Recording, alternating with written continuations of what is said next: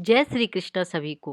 आज मैं आपको सुनाने जा रही हूँ मोक्षदा एकादशी व्रत कथा, जो कि भगवान श्री कृष्ण ने अर्जुन को सुनाई थी। और अर्जुन ने जब उत्पन्ना एकादशी की उत्पत्ति, महिमा और महात्म्य के बारे में सुनकर श्री कृष्ण जी से कहा, हे परम पूजनीय भगवान श्री कृष्ण, हे त्रिलोकीनाथ, आप सभी को सुख व मोक्ष देने वाले हैं।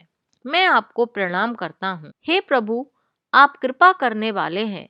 मेरी एक जिज्ञासा है, उसे कृपा करके शांत कीजिए। भगवान ने कहा, हे अर्जुन, आप जो कुछ भी जानना चाहते हो निर्भय होकर कहो, मैं अवश्य ही तुम्हारी जिज्ञासा को शांत करूंगा। अर्जुन ने कहा, हे प्रभु, यह जो आपने मार्गशीर्ष माह के कृष्ण पक्ष की एकादशी के विषय में बताया है, उससे मुझे बड़ी ही शांति प्राप्त हुई है। अब कृपा करके मार्गशीर्ष यानी कि अगहन माह के शुक्ल पक्ष की जो एकादशी है, उसके विषय में भी बताने की कृपा करें। उसका क्या नाम है, उस दिन कौन से देवता की पूजा की जाती है और उसकी पूजन विधि क्या है, और उस व्रत को करने से मनुष्य को क्या फल मिलता है। हे प्रभु, मेरे इन प्रश्नों का उत्तर विस्तार पूर्वक देकर मेरी जिज्ञासा को दूर कीजिए, आपकी बड़ी ही कृपा होगी। अर्जुन की जिज्ञासा सुनकर भगवान श्री कृष्ण बोले, हे अर्जुन, तुमने बहुत ही श्रेष्ठ प्रश्न किया है, इसलिए तुम्हारा यश संसार में फैलेगा। मार्गशीर्ष माह के शुक्ल पक्ष की एकादशी अनेक पापों को नष्ट करने वाली है। संसार में इसे मोक्षदा एकादशी के नाम से जाना जाता है। इस एकादशी के दिन श्री दामोदर भगवान का धूप, दीप, नैवेद्य आदि से भक्ति पूर्वक पूजन करना चाहिए। हे कुंती पुत्र, इस एकादशी व्रत के पुण्य के प्रभाव से नरक में गए हुए माता पिता, पितर आदि को स्वर्ग की प्राप्ति होती है। इसकी कथा एक पुराण में इस प्रकार है, इसे ध्यान पूर्वक सुनो। बैखानस नाम का एक राजा प्राचीन नगर में राज्य करता था। उसके राज्य में चारों वेदों के ज्ञाता ब्राह्मण रहते थे। राजा अपनी प्रजा का पुत्रवत पालन किया करता था।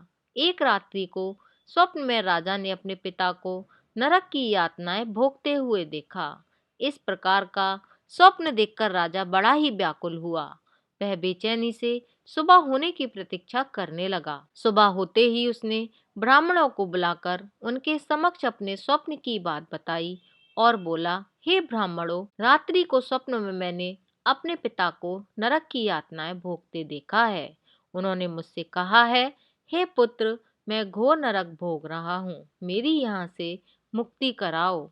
जब से मैंने उनके ऐसे वचन सुने हैं, तब से मुझे चैन नहीं मिल रहा है। मुझे अब राज्य, सुख, ऐश्वर्य, हाथी घोड़े, धन, स्त्री पुत्र आदि कुछ भी सुखदायक प्रतीत नहीं हो रहे हैं। अब आप ही बताओ, मैं क्या करूं, कहाँ जाऊं? इस दुख के कारण मेरा शरीर तप रहा है। आप लोग मुझे किसी प्रकार का तप, दान, व्रत आदि बताएं, जिससे मेरे पिता को मुक्ति प्राप्त हो। यदि मैंने अपने पिता को नरक की यातनाओं से मुक्त कराने के प्रयास नहीं किए, तो मेरा जीवन निरर्थक है। जिसके पिता नरक की यातनाएं भोग रहे हों, उस व्यक्ति को इस धरती पर सुख भोगने का कोई अधिकार नहीं है। हे ब्राह्मण देवो, मुझे शीघ्र ही इसका कोई उपाय बताने की कृपा करें। राजा के आंतरिक दुख की पीड़ा को सुनकर ब्राह्मणों ने आपस में विचार विमर्श किया। फिर एक मत होकर बोले, हे राजन, वर्तमान, भूत और भविष्य के ज्ञाता पर्वत नाम के एक मुनि हैं। ये यहाँ से अधिक दूर नहीं है। आप अपनी यह व्यथा उन्हें जाकर कहें, वे अवश्य ही इसका कोई सरल उपाय आपको बता देंगे। ब्राह्मणों की ऐसी बात सुनकर राजा मुनि के आश्रम पहुंच गए। आश्रम में अनेक शांत चित्त योगी और मुनि तपस्या कर रहे थे। चारों वेदों के ज्ञाता पर्वत मुनि दूसरे ब्रह्मा के समान बैठे हुए जान पड़ रहे थे। राजा ने उन्हें दंडवत प्रणाम किया और अपना परिचय दिया। पर्वत मुनि ने राजा से कुशल क्षेम पूछी। तब राजा ने बताया, हे मुनिवर, आपकी कृपा से मेरे राज्य में सब कुशल मंगल है, किंतु मेरे समक्ष अचानक ही एक ऐसी समस्या आ खड़ी हुई है, जिससे मेरा हृदय बड़ा ही अशांत हो रहा है। फिर राजा ने मुनि को व्यथित हृदय से रात में देखे गए स्वप्न की पूरी बात बताई और फिर दुखी स्वर में बोला, हे महर्षि, अब आप कृपा करके मेरा मार्गदर्शन करें कि मुझे ऐसे में क्या करना चाहिए, कैसे मैं अपने पिता को नरक की यातना से मुक्ति दिलाऊं। राजा की बात पर्वत मुनि ने गंभीरता पूर्वक सुनी, फिर नेत्र बंद करके भूत और भविष्य पर विचार करने लगे। कुछ देर बाद गंभीरता पूर्वक चिंतन करने के बाद उन्होंने कहा, हे राजन, मैंने अपने योग बल के द्वारा तुम्हारे पिता के सभी कुकर्मों का ज्ञान प्राप्त कर लिया है। उन्होंने पूर्व जन्म में अपनी पत्नियों में भेदभाव किया था।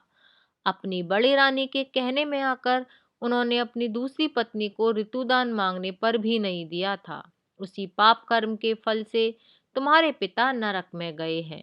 यह जानकर बैखानस ने याचना भरे स्वर से कहा, हे ऋषिवर, मेरे पिता के उद्धार का आप कोई उपाय बताने की कृपा करें। किस प्रकार वे इस पाप से मुक्त होंगे।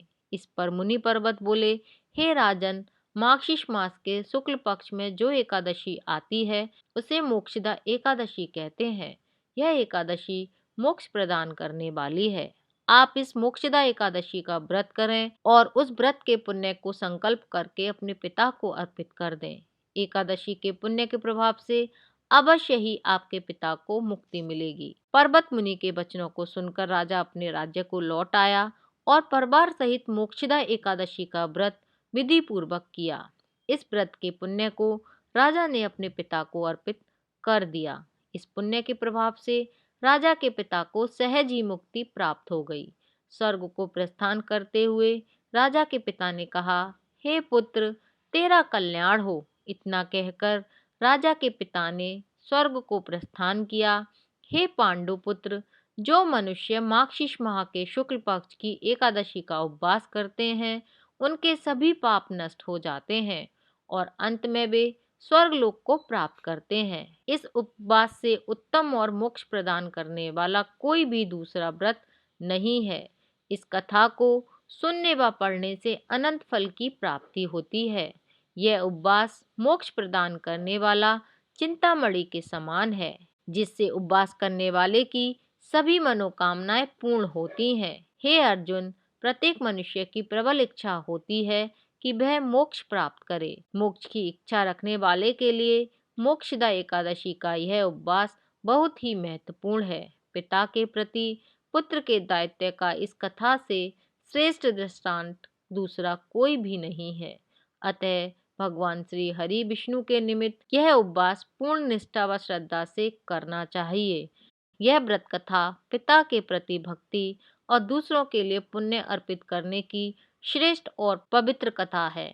इसका उपवास केवल उपवास करने वाले मनुष्य का ही नहीं अपितु उसके पितरों का भी भला करता है। अपने किसी सगे, सहोदर, मित्र, बंधु को भी इस उपवास का फल अर्पण करने से उसके भी पापों व कलेशों का नाश हो जाता है।